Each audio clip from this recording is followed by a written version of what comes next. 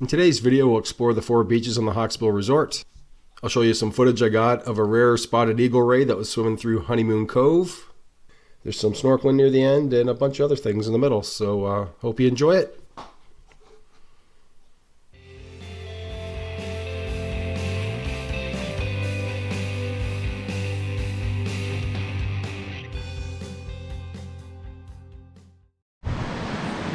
So this is our last day here at Hawksbill in Argentina. Nope, what's wrong? So this is our last day here in, where the heck are we? Oh, Antigua. It's been a long week. I'll try to catch some beaches before we leave today, and I did some snorkeling, and I'll share that with you. And I did a couple drone shots this morning. First day it was really, I didn't get a wind warning, and I haven't flown this drone much, so I did not want to lose it in the water. But today was the first day I could actually take a little bit of confidence in the fact that I wasn't going to submarine it and then never see it again. So we'll share that a bit later as well. But before I do that, there's a loose end I have to tie up from the last video, and I'll do that right now. If you are challenged, oh wow, hold on a minute here. What the hell is this? That is the coolest thing I've seen in a long time. On the back end of that thing, it almost looks like a crustacean. This thing's the size of a hot dog with legs. It's referred to as the Rasta caterpillar among a slew of other names. Its bright colors are a warning to predators not to eat it because it's poisonous, and that's because the frangipani tree that it can strip in a day, in some cases, is it's toxic. So by nature, it's toxic. So it has no known enemies. They travel in hordes, so if you see one, there's a whole bunch of them around somewhere. We didn't know at the time that those things are poisonous, but Karen tossed one at our friend Grant, who squealed like a bitch. But nobody got hurt. It was all in good fun. Caterpillar was fine. Nothing was harmed in the filming of this video, maybe except for Grant's ego. If you get this next reference, leave a comment below.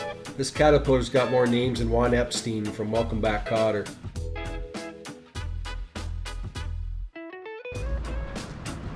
What are you taking a picture of?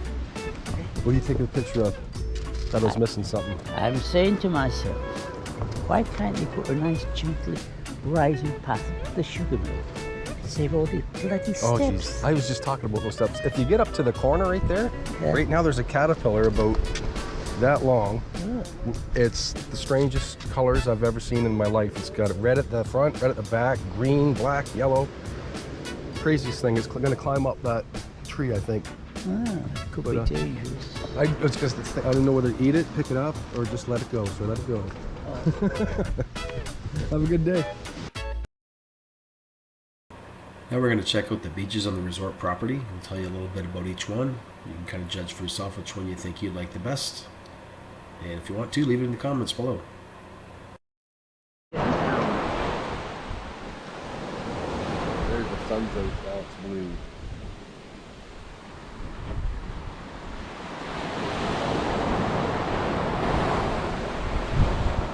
Incredible color. The Hawksbill Resort has 4 beaches. Since it's located on the west coast, you'll get a sunset each day, weather permitting. Walking south down the west side of the resort, the first beach is the Royal Palm, followed by Sea Grape Beach. The next is Honeymoon Cove, and last but not least is Eden Beach, which is clothing optional. For those who missed it, we did a video on this beach, and we'll link it at the end of this video in case you'd like to check it out. Looking towards the water, there's a path to the left of the sugar mill that will take you towards the first beach on the list, the Royal Palm. We didn't spend a lot of time here. It was just a little too far to the bar for us, and it took too long to get a refill, so we didn't go there very often.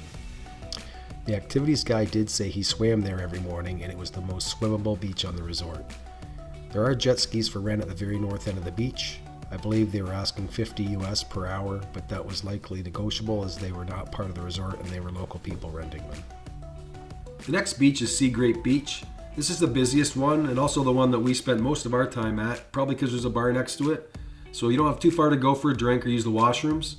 The beach has some nice powdery sand and the water's very swimmable here. This is the beach I did all my snorkeling at, and there'll be a clip of that later in the video. Speaking of snorkeling, the activity shack's on this beach, and you can sign out snorkel gear, kayaks, hobby cats. For those who don't know, those are like small little sailboats. And you can exchange your towels here for fresh ones. There's also a cement pier off this beach. that I saw some people fishing off. They were catching fish and releasing them. I'm not sure what kind of fish, but they were getting them every day. We also saw a boat tour bring a boat back, and the passengers got off at that pier. It won't take a real long time to walk this from end to end, and there are beach loungers and sunbeds along this beach. At the end of the day, you can see a sunset from this beach if you're on the northern side. Servers come out to the loungers during the day, so that's a bonus. And this is the only beach of the 4 that we notice that happens on, so if you have mobility issues, or even if you're just super lazy, this, my friend, is the beach for you. The third stop on the tour is Honeymoon Cove. It's a small crescent beach, maybe take you a couple of minutes to walk it to end to end, so it's not very big. There is one sunbed and a handful of loungers available, with the closest bar and resort bathroom being a bit of a walk. There's powdery sand here like the rest of the beaches, and this is the place where I captured a rare spotted eagle ray on film. More on that a little bit later in the video. There is a gravel path next to this beach that will lead you up through the gate into Eden Beach. When you go through the gate at Eden Beach, it may look like you're leaving the resort, but you're not.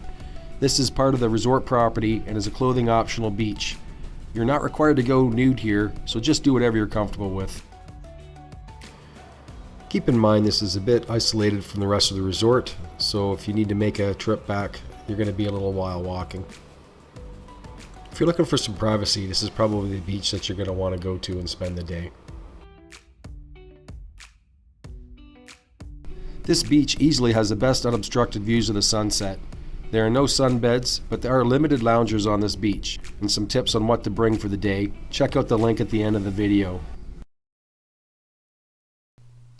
When I put my drone up at Honeymoon Cove, I noticed this guy swimming around due to his size. It's a spotted eagle ray and they're rare, so I got really lucky to get that footage.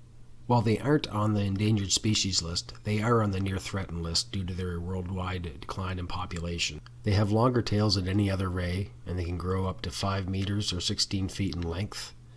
Their wingspan can grow up to 3 meters or 10 feet, and they can weigh up to 507 pounds or 230 kilograms, so this thing's a monster. As cool as it was to catch this thing swimming around, I would have just loved to see it under the water when I was snorkeling. Coming soon in one of our next videos, I'll show you what smaller stingrays look like up close at Stingray City in Antigua.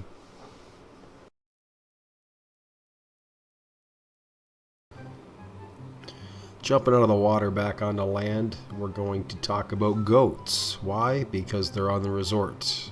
Why? I don't know, but they're there. So come along and we're going to check that out.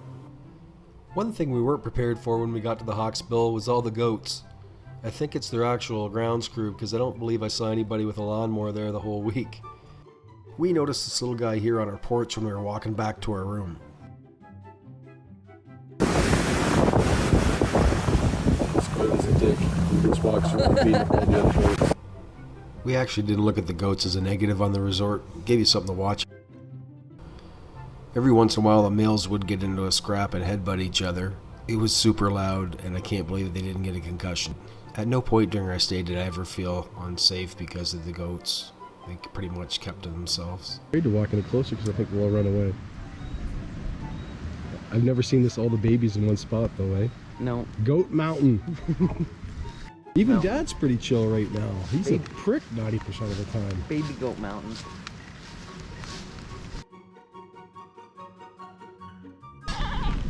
Oh, he's like, where's my mom? Yeah, some of them don't like the rain. They all ran, cried and ran on. Oh, there's some on the other side too, on the fence. I wonder how they get through. Right there. Yeah. There's a gate. Oh my god, no. It's the road gate. Watch.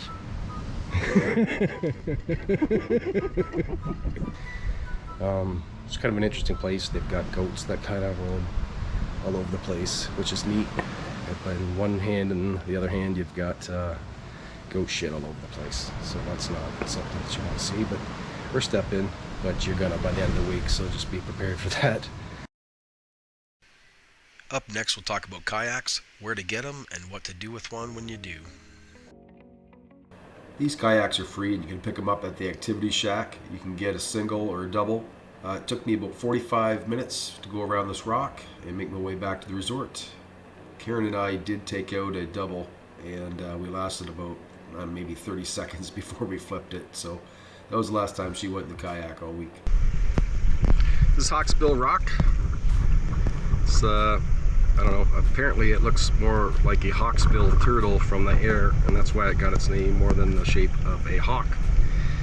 Depends who you talk to, I guess. No, kind of neat. The only reason I paddled out here was to check that out.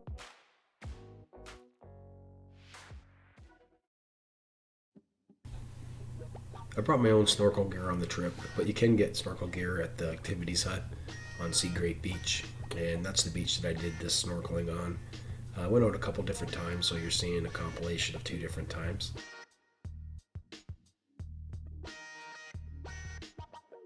If you're swimming near the rocks, you should be careful. The waves can pull you into them, so always be aware of your surroundings.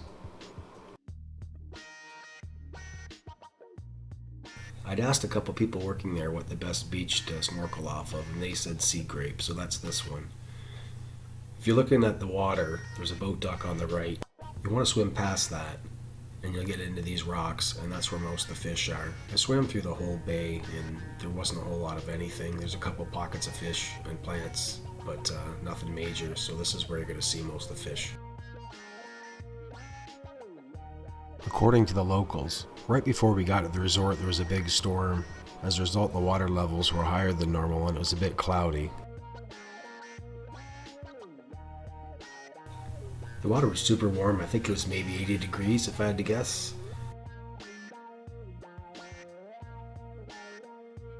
There are a lot of different fish you can see down there, and the best thing about this snorkeling is it's for free. If you like to snorkel, it's definitely worth checking out. Who knows, you might get lucky and see the spotted eagle ray I saw the other beach.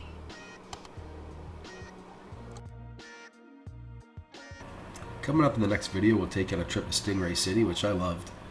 We'll show you what to bring, where it is, how much it costs, and give you an up-close look at stingrays. I only decided to go when I realized that they aren't held captive. If you'd like to see more videos, hit the bell icon below, and you'll get notified when we post another video. Give it a thumbs up, and leave a comment if you like. And of course, if you haven't already, please subscribe. Until next time, cheers.